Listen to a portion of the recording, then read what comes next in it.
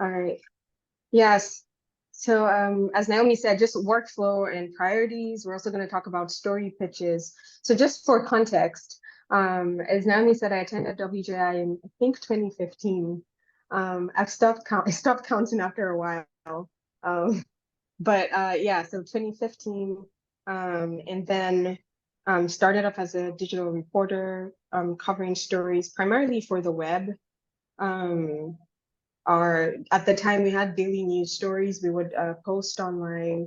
That has gradually changed over time. So web stories, right now we put out the World Tour newsletter um, every week. That usually would mean preparing a full web story and then send out the global newsletter. And then Sifcast, that's a separate thing that some of the breaking news reporters do.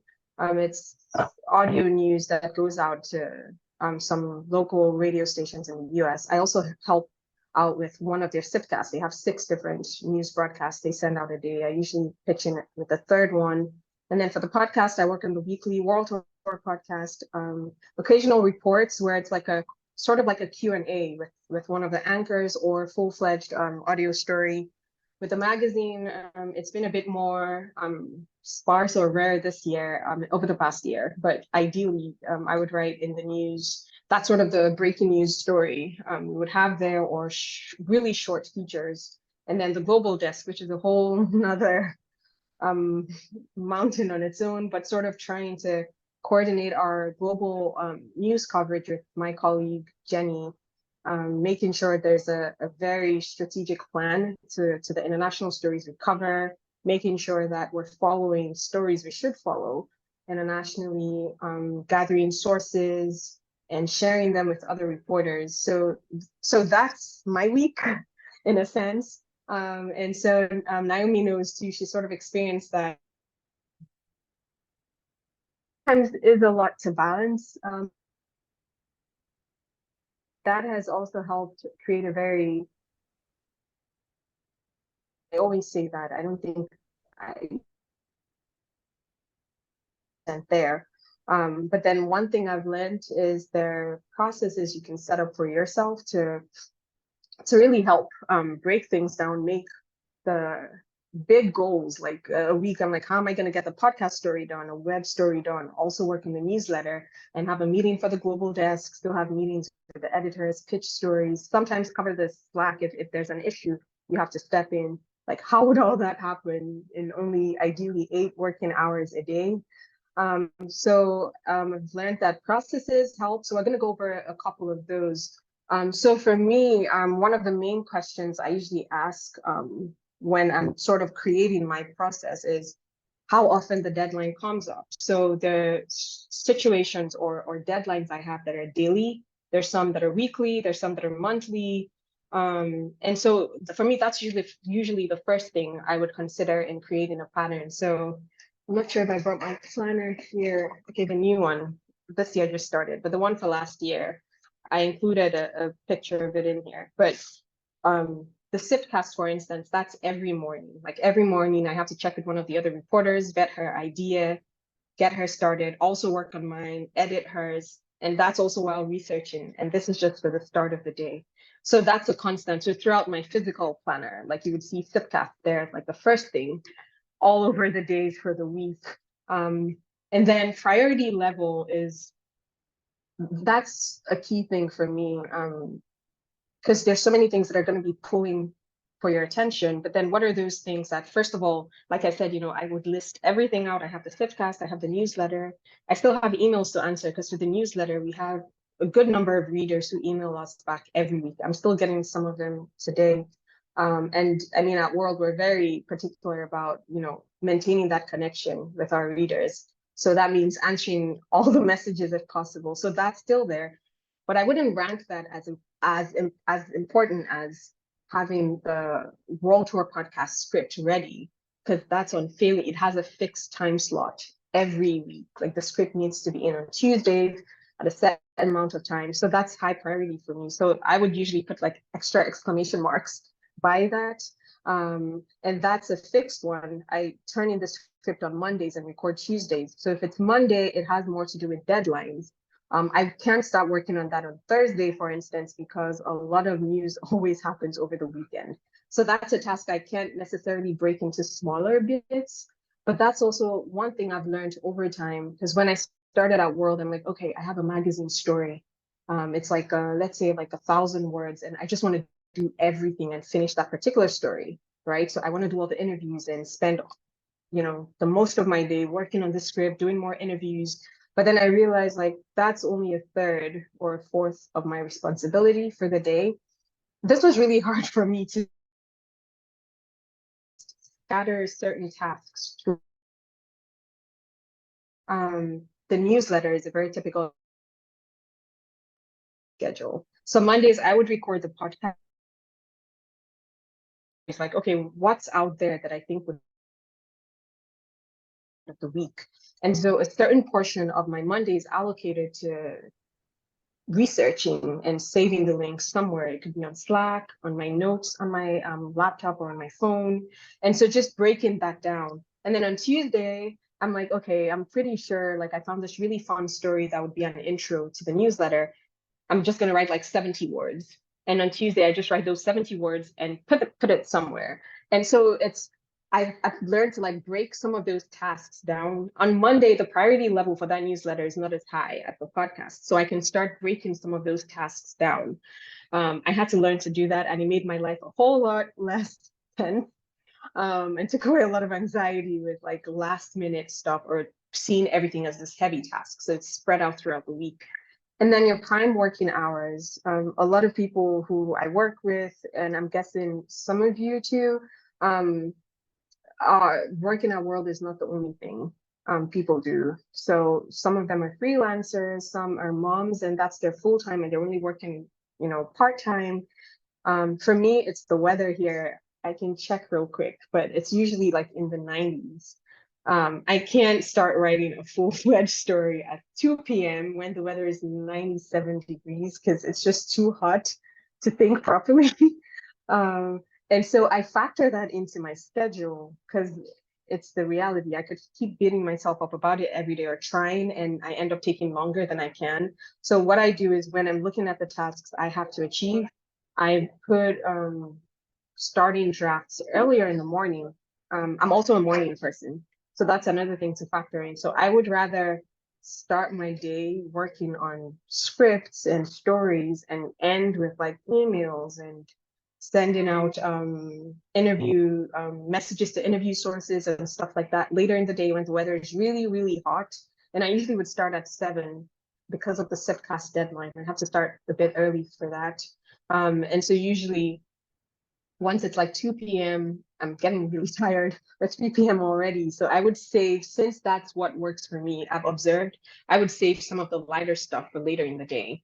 And so all these things seem little, really little, but then when you have so many things going on, why for me this is such an important topic is because we always talk about burnout and people are just like, I'm just done. Like there's just so much, I don't know where to start, I don't know what to do. Little things like this make it more feasible. So, breaking down the heavy tasks, realizing which ones are the top priorities, what's your life like at the moment, and making it work with your current life situation.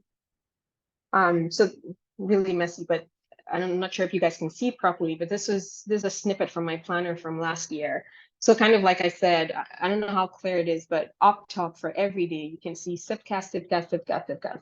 That's like my top priority for each day before I move into other tasks. And so when people talk about planning and writing priorities, they always would go back to the good old physical planner stuff to really keep track of everything.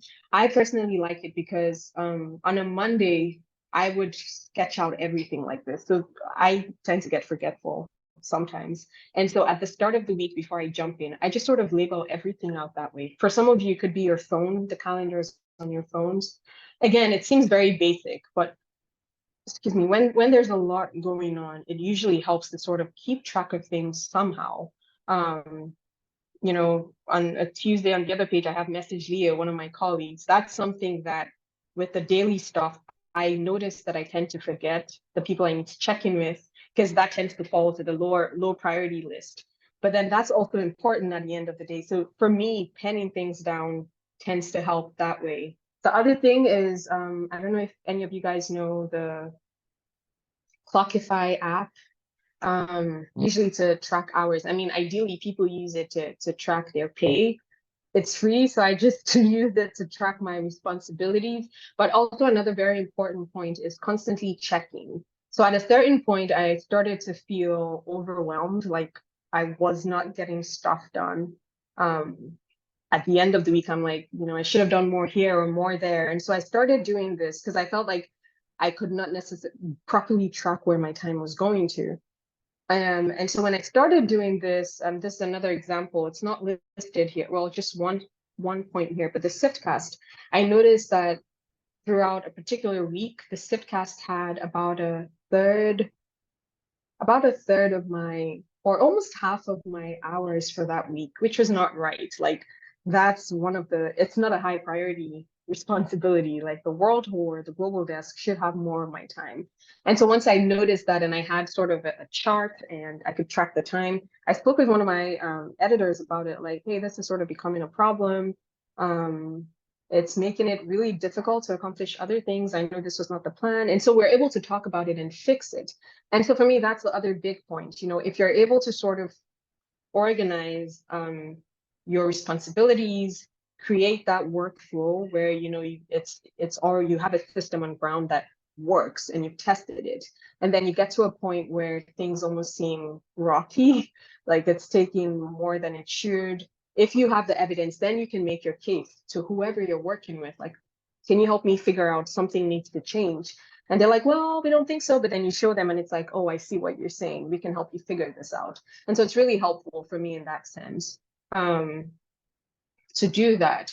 And so the few other things before we go to pitching is, for me, the main thing is just review regularly. One other, I called it housekeeping here on the lower one. But for me, housekeeping is just sort of like checking, are there Slack messages I haven't answered, some faraway story idea I want to research, and also reviewing my processes too, where I'm like, okay, how did it go this week? Did I feel extra stressed working on this particular weekly story for the web? Why? Was it just the nature of the story, or I sort of dropped the ball somewhere? And for me, that's it. Like just check in regularly with yourself and how things are working out. If it's become too hectic, then you can probably change something or bring it up to someone you work with. And the other thing too is making room for flexibility. It's all trial and error. Some of the things I've listed are processes that might not work for you, probably because of your current work schedule, maybe. But the idea is to check, keep trying something different, and until you find a process that works for you or a system that works for you. Figuring out what your top priorities are, allocating them the higher time or your prime time during the day, and still making room for other things too.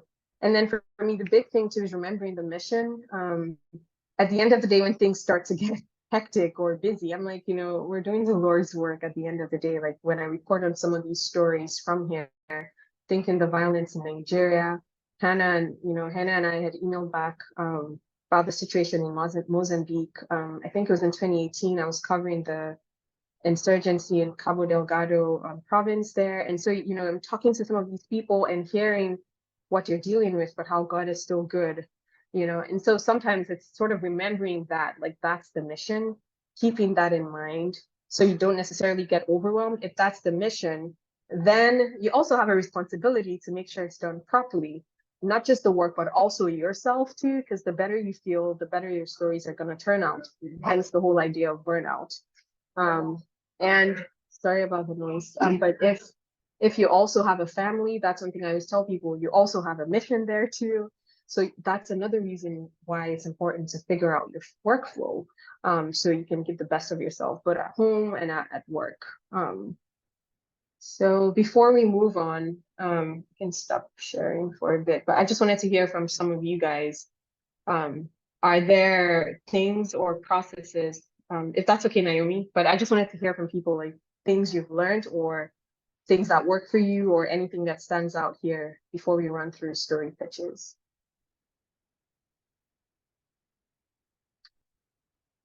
Or was I talking too fast? No, you cut out in certain parts, and I was like, no, what was she saying? That Oh, sounds so sorry. helpful. But then I think it's your fault. It's internet. I was gonna say I have been like a terrible track record of managing workflow. I mean, I'm just still in college, but I also tended to put things off and try to do everything all at one time and realized that I could get stuff done, but I wasn't giving the best of myself or like you said, like being able to live my best life in that way. And what you said about scattering tasks really resonated with me that, okay, if I can give myself a little bit of time each day, start way ahead of time or a week ahead of time, and work a little bit at a time. And being able to say, okay, if I'm getting anxious about it or thinking too much about it, I have space to pause and come back. And versus just sitting and trying to hammer something out. I found that's very helpful, but I don't have a lot of good experience with it, so I'd love to hear from other people too. Thanks, Mary. I think I have I'm juggling a lot of things, you know. I have a 50% job as a pastor. So for this, I have a bit like this Clockify app. We have another app, but I have to log when I do what, when I have a pastoral talk, which is really hard because it's like, oh, 8 o'clock at night. I need to go in my phone and say that I talked for 45 minutes with somebody who has struggled in their marriage or something. So it needs a lot of discipline. And then I find with the writing, because I write a lot for the study right now with my research that I do here at the university. And sometimes I feel very inspired, like at 11 o'clock at night, you know, and I feel like it's going and it's flowing and I don't want to go to bed, but and then you have to stop because, you know, the next day you still have to do something. So I think that for me is sometimes a bit of a struggle because and now I want to do a story. I talked with Jenny if I could do a story here in Switzerland just to exercise a bit. So I'm gonna have to fit it in somewhere, you know. And I think that's a little bit where I'm like, okay, how am I gonna do this and make sure that it doesn't become my last priority? So I think I like what you do with your little tasks to write them down, physically. It's old school, but I think it's probably still the best way to go. I'm using a lot of Google Calendar and this app, but maybe that might be helpful to add. Yeah, so. Thanks, Peter. Yeah, I wish I had a story in progress. I could show you my notes. Like it gets messy. And I'm just thinking too of what Mary said. Like there's certain stories I would start and I'm like, okay, the weather right now, like it's just not working. I am hot, I'm thirsty. I just can't go on. And that's one thing I've learned. Like the temptation is to sit there and like, you can do this, like you're better than this and whatever. And just sort of pushing yourself. But one thing I've learned is I'm just going to close that page on my notes and go right to the next task and do something else there. And the weirdest thing keeps happening most times is while I'm working on that, because our brains, God is so good with how he made us, right? Like at the random moment working on something else, it just clicks in my brain like, hey, that would be the best person to talk to. And I'm like, shoot, yeah. And I just go back and do it. And so that's also the advantage of starting things really early is you're giving yourself that grace to adjust. The story I just sent out on Friday on Nigeria, I was thinking because I had other personal things I needed to do on Thursday when the story is due. So I'm like, okay, if I know this already, I need to get a head start on the story. And my first thought was, who am I going to interview? I mean, this was like super early on Monday. I hadn't even started looking into the story, but I had started throwing the question in my head. And I'm like, okay, what's the context of the story? This is while I was working on something else. And then it just clicked. Like, you have this lady's number on WhatsApp. You've talked to her a few times. And I just penned it down, like, talk to Jumoke. She would know the best thing to say. And it worked out. Like, so just starting early enough to give yourself that grace to switch when certain things you've just hit a block at certain things. Part of it too could be asking yourself hard questions about the story you're working on, but other times you could also just need a break too. But okay, moving on to story pitches. That's gonna go really quick. Share that. Okay, so kind of like I was saying, as we organized our global desk, myself and Jenny, I work as a deputy there. But when we organized that, we we wanted more international coverage. Like at the heart of it, that's what we want. More international stories on the web, in the magazine, on the podcast.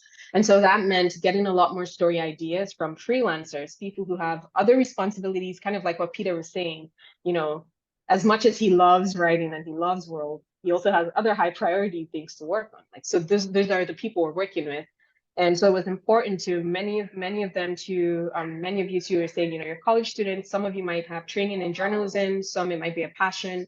And so we came up with a sort of system to encourage people of how to present their ideas, to also how to think through it, but also present it.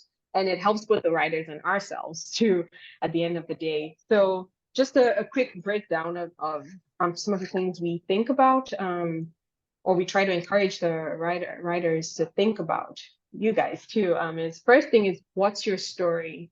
Like, what exactly are you presenting? Here, I always say, like, think your news hook, because first of all, the reason why you're covering a story is something new has happened or something interesting has happened. So it's either because it's breaking stuff, occurring communities under attack right now, or it's a trend you're picking on, something that is starting to develop. So it needs the attention. A growing trend is there. You need to bring it to light. Or relevance too, similar to that, you know, there's a problem that is widespread across society that people need to have conversations about. So there needs to be a reason for what you're covering. Most times it's just called that the news hook, like why now, you know? And then when we say what's your angle, it's how are you going to cover the story? I mean, everyone here has been to WJI, but I always say what Lee Pitts says, like, you're not covering the story, you're covering a story. I think I got that right. So it's not the entirety of a problem. So I'll go back to Mozambique with the Cabo Delgado situation. I can go and say I'm writing about terrorism as a whole. Well, that's really broad. So I mean, one of the stories I did was I narrowed it down. How is it affecting ministries there, or the civilians who are fleeing? What's the impact on their family lives? How are they trying to stay resilient through it all? And so when you say what's your angle, you're thinking a nut graph at the end of the day. The other thing too is, while doing that, to keep your audience in mind for international coverage, speaking more to that, one important thing we always get our writers, or myself included, to think about is, why should an American audience care about this? It sounds like it's very hard, because sometimes you're like, well, it's important, like it's affecting people's lives, which is true. But then you also want your story to really get to their hearts too. So you have to think about it. It's always sometimes random things, little connections you can make throughout the story. If it's persecution, it's important to Christians all over the world. Marvin Olasky back in the day would recommend thinking of what are those little connections that you can make with them. One early story I did my first year at World, I remember I went to Zambia for a story, and I was talking about this, I think, a state there, and he says, well, how big is the state? And we checked, and it was the same size as Texas. And so we sort of looped in that reference there. So you're keeping your audience in mind. And then the good old leap for, you know, if you have a random story idea you want to pitch, you know, you check, does it fall under life, education, arts, poverty, what's the F? Family origins, and you know, religious freedom. So you think about, again, your audience. This would not just apply to World. Like if you're pitching a story to any magazine, sort of think about what are the major things they cover. Can you sort of add that into your angle to make sure it gets to their audience? And then why should we report this? Also tied to your news hook. Is there any, I always encourage people before pitching, like, do a little bit of digging. Like, I'm not saying go start interviewing people when your idea hasn't been received, but online random conversations with friends, like, what are people saying about this? Was there a recent study about a particular situation that was released? For international stories, you know, there are major reports we always look out to in terms of religious freedom. Has one come out? Has there been a major change in a development in a particular country that makes it important to look there? And then potential sources too, because you have to think about who are the characters that are going to drive the story. So when you're pitching it to your editor, like, hey, I'm thinking about talking to one. I put an example of the pitch there, but looking into rising divorce rate in Nigeria. And I'm like, well, to get the story, I'm going to need to talk to, I had found out about this group that of young Christians that have started meeting together in small cell groups of sorts to really talk about family life, be vulnerable with each other, encourage each other. I'm like, that's interesting. So that I was like, oh, I'm going to talk to someone who's been through divorce, who's a Christian, a divorce lawyer, which is really an oddity here. So you're thinking about that, and it ties back to what Lee teaches at WJI Pamel. I don't know if anyone remembers Pamel, but who's your protagonist, the antagonist, what's their mission, what's their objective. So you might not know all the sources yet when you're pitching the idea, but already you're thinking in the ideal world, these are the people I'm going to want to talk to. So you can draw in that tension, and your editor knows that you're already thinking about that. And then timeline is such a huge one. There's a reporter, a potential freelancer I'm working with now who's been working on one story for probably 6 months. In my head, that story is gone. It's never going to happen. But so it's important for yourself and for your editor to be able to pitch like, once I get the idea based on my personal schedule, again, why keeping workflow processes is important. Sorry, 1 second. Let me close the window here. Sorry about the noise. I'm trying to see. But anyway, this is also why keeping good workflows help, because I will look at my schedule and I'm like, based on how much time I devote to X task, rough estimate, it would probably take me like 3 weeks or 4 weeks to wrap up the story. If I'm under pressure, 2 weeks I think is feasible. And so when you're pitching the story, then you can tell the person without necessarily killing yourself with so much stress that this is what I think I can accomplish, and that's also helpful for us to plan too. And just real quick, it's a lot of text, but one example of a pitch here about homeschooling. I had mentioned that I'd noticed a trend of online posts, new social media pages about homeschooling moms, and that was gaining momentum here, particularly since the pandemic. So that was sort of the why now part of it. Since COVID, here's a change we're noticing. Again, the American ties among Christians in the US, homeschooling is not odd. But hey, I mean, it's also happening over here in Africa, in Nigeria and South Africa, particularly. There are other countries. And so I mentioned, I'd love to speak with some homeschooling parents. I was thinking it would be cool to visit like a co-op or a school, get their sort of their history of the tension there. Like, how are they able to do that in a country like Nigeria? What are the challenges? And sort of, again, broadening the scope just beyond Nigeria. South Africa too also noticed the significant spike since COVID, tying back to that sense of urgency. This was back in 2021 or 2022 that I did this.